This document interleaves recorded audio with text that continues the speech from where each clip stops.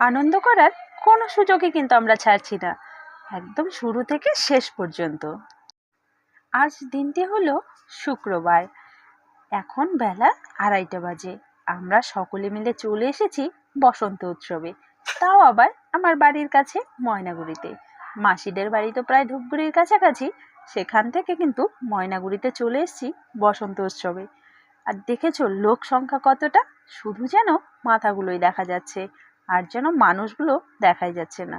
সারাদিন গুনলেও মনে হয় এখানে শেষ করা যাবে না যে কতগুলো লোকজন রয়েছে। আমরা 4 জন এসেছি, তবে আর যে ভাইয়েরা রয়েছে ওরা কিন্তু একটু আগে বেরিয়ে এসছে।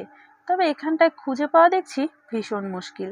ফোন করা হচ্ছে, ফোনেও কিন্তু ওরা ঠিক বুঝতে পারছে না বা আমরাও শুনতে পাচ্ছি না যে ওরা কোথায় রয়েছে আর আমরা কোথায় রয়েছি। দেখা যাক ওদেরকে পাওয়া যায় কিনা। আর অনুষ্ঠানে এসেছে সারেগামাপা থেকে বুলেট। টিভিতে কিন্তু ওকে দেখেছি, তবে সামনে থেকে দেখে ভীষণ ভালো লাগছিল। আর এরা কিন্তু নাচতে শুরু করে দিয়েছে। শুধু এরা নয়, যারা ছিল সকলেই কিন্তু নাচতে শুরু করে দিয়েছে। আর গানগুলোও কিন্তু ভীষণ ভালো করছিল, শুনতেও বেশ ভালো লাগছিল। আর ওরা কিন্তু নেচেও আনন্দ পাচ্ছিল। আর ওই যে দেখো বাকিগুলোও কিন্তু চলে এসেছে, ওদেরকেও খুঁজে পাওয়া গেছে। এখন আমাদের টিমটা কিন্তু আরো জমজমাটি হয়ে উঠেছে, লোক সংখ্যা বেড়ে গেছে অনেকটা। সকলে মিলে বেশ কিছুক্ষণ আনন্দ ফুর্তি করার পরে যাওয়ার পথে একটু বাড়িতে ঢুকবো। আমি একেবারেই চলে আসতে চেয়েছিলাম, কিন্তু ভাই আর মাসি একদম আসতে দেয়নি, ওরা রাগারাগি করছিল। হোলির দিন সকলের পায়ে একটু আবির দেবো না তাই কি হয়? তাই বাড়ি এসে দিদা মা বাবা সকলকে একটু আবির ছুঁয়ে আবার কিন্তু ওদের সাথেই আমাকে নিয়ে যাবে, কারণ ওই যে বললাম আসতে দেবে না, আসতে চেয়েছিলাম। আমরা যে 4 জন এসেছিলাম ওই 4 জনে কিন্তু বাড়ি যাব, ওদের নাকি আর একটু দেরি হবে। আমি বললাম চল, আর একটু পরে কিন্তু আরো বেশ ভিড় হয়ে যাবে। তবু ওরা বললো যে তোরা যা, আমরা একটু পরে আসছি। আর এই যে দেখো 2 ভাই এসেছে, গোবিন্দ আর অলোক। এখন সোজা মাসি বাড়ি চলে যাব। অপর্ণার দাদা বৌদি সকলে এসেছে, তাই অপর্ণা কিন্তু প্রণাম করে নিচ্ছে সকলকে। অপর্ণা হচ্ছে আমাদের নতুন বউ। আর অপর্ণার সঙ্গে সঙ্গে ভাইয়েরও দেখছি বেশ সুবুদ্ধি হয়েছে, সেও কিন্তু প্রণাম করছিল তার শ্বশুর বাড়ির লোকজনকে। যদিও নতুন শ্বশুর বাড়ি, তবে শ্বশুর বাড়ি তো, তাই না বলো? তবে ছেলে আমাদের গামছা পরেই ঠিক আছে।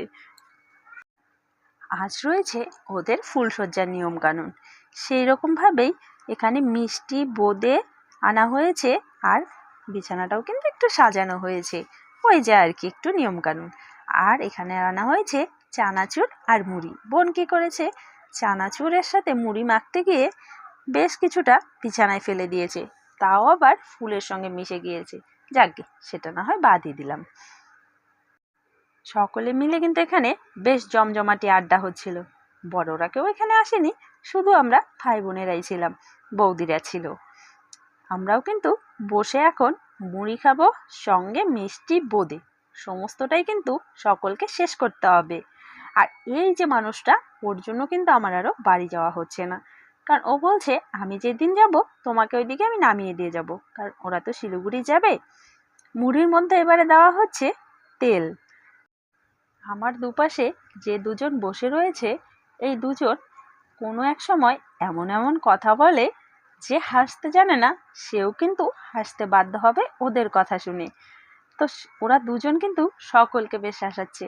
আমাদের বৌমাও কিন্তু বেশ খুশিতেই রয়েছে। আর এই যে দেখো সঙ্গে একজন যোগ দিয়েছে, দীপঙ্কর, মেয়ের দাদা। ও কিন্তু এক এক সময় এমন এমন কথা বলছে, সবাই হাসতে বাধ্য। ওই যে দেখো আরেকজনের কাণ্ড, মুড়ি যেন গামলা থেকে পড়ে না যায় সেই জন্য কিন্তু পাশে থালা ধরে রেখেছে। তোমরাই বলো এরকম কাণ্ড করলে কেন হাসবে না লোকে? আর আমার একটা জিনিস মনে হয়, যে ভাই বোনে মিলে সময় কাটানো যেন জীবনের সব থেকে সেরা মুহূর্ত। কারণ এখানে যে আনন্দ ফুর্তিগুলো হয়, এগুলো কিন্তু আর কোথাও গেলে পাওয়া যায় না। আজকের ভিডিওটি যদি ভালো লাগে একটা লাইক করে দিও।